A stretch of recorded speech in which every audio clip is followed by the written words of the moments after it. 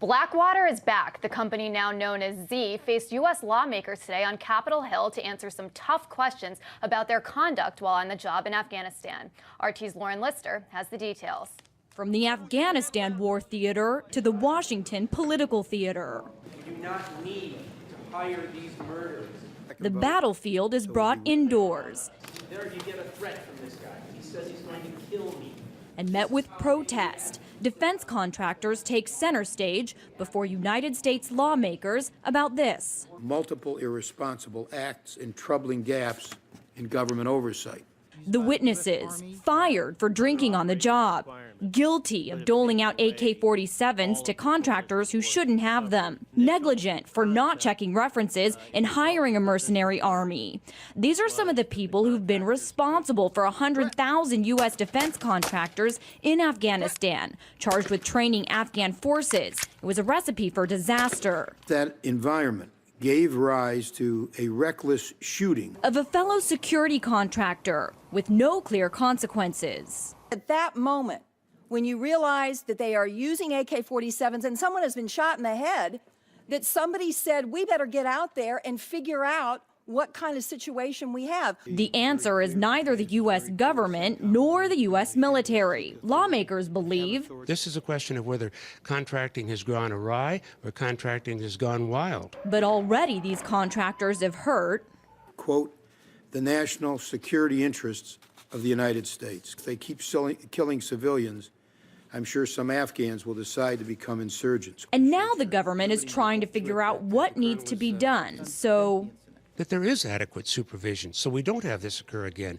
I think that's what this hearing is clearly all about. But this has been going on for years. These contractors are from the company Paravant, formerly known as Blackwater and then known as Z, who even people on the street know. Think of that company that we hired in Iraq to do security that committed all these crimes. Bad reputation. I'll say, one of the worst. Washington was hoping the company had fixed their problems, and they continued giving them work. But when you follow the money, billions of dollars over the years, you see the truth. Whose name was on your paycheck? Blackwater's name was on the paycheck, ma'am. And everybody was working for Blackwater, right? Well, so what was Paravant? It was just a name?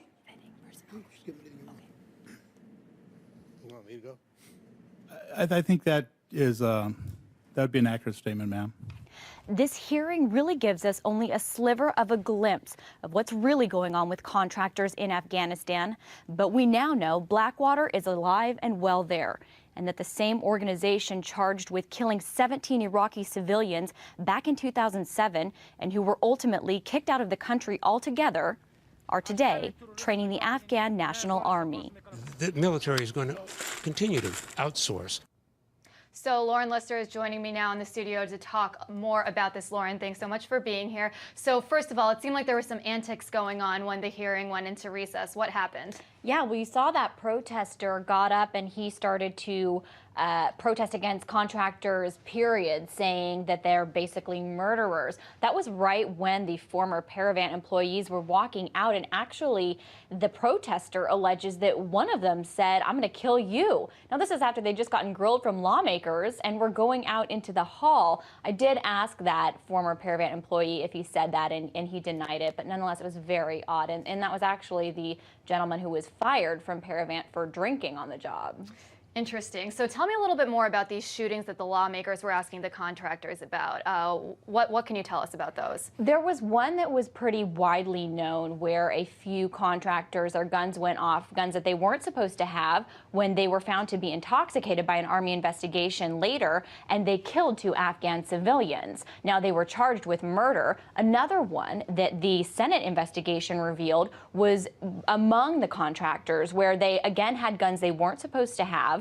And one, when they were doing a routine training, a contractor was on the back of a car and his gun went off and shot another contractor in the head. So that was kind of what they believed to be a symbol of kind of this lawlessness that was this environment going on with the contractors in Afghanistan. And was there any sense that they were going to be asked, Blackwater or Z or whatever you want to refer to it, that they were going to be asked to leave Afghanistan, or they were going to pull all these private contractors out?